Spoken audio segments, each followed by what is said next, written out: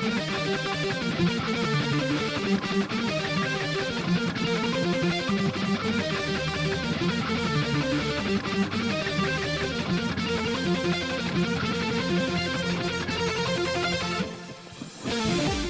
I thought of this idea whilst watching one of Brodie's streams, as he thinks the red or orange orb is orange.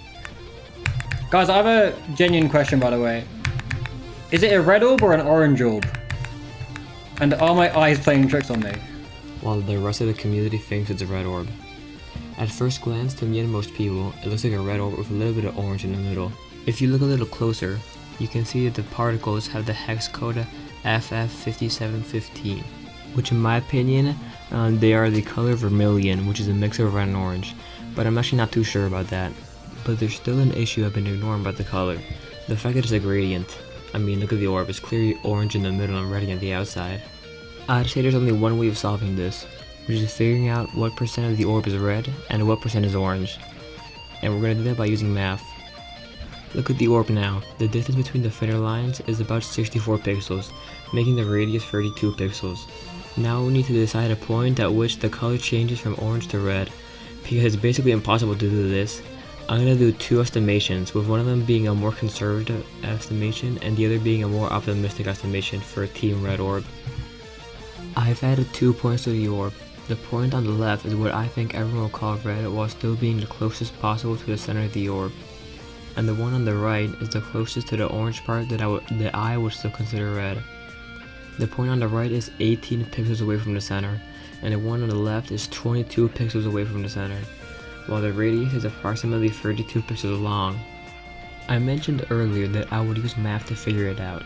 The way I'm going to see how much of the red orb is orange is by calculating the area of the full orb, then calculating the area of the only orange part, and subtracting the orange part from the full orb, giving us the red part. After I do this with both estimations, we can compare the results and see if it's actually a red orb. The way we calculate the area of an orb, which is just a circle, is by multiplying pi by the radius squared. The full orb has an area of approximately 3,217 pixels. So in the optimistic estimation, with a radius of 18 pixels, the orange part would be approximately 1,017 pixels, making the red part of the orb 2,200 pixels. Now, onto the conservative estimation. It has a radius of 22 pixels, meaning that the area of the orange part would be 1,520 pixels, making it so the red part of the orb would have an area of 1,697 pixels. This implies that the orb is actually more red than orange in both scenarios.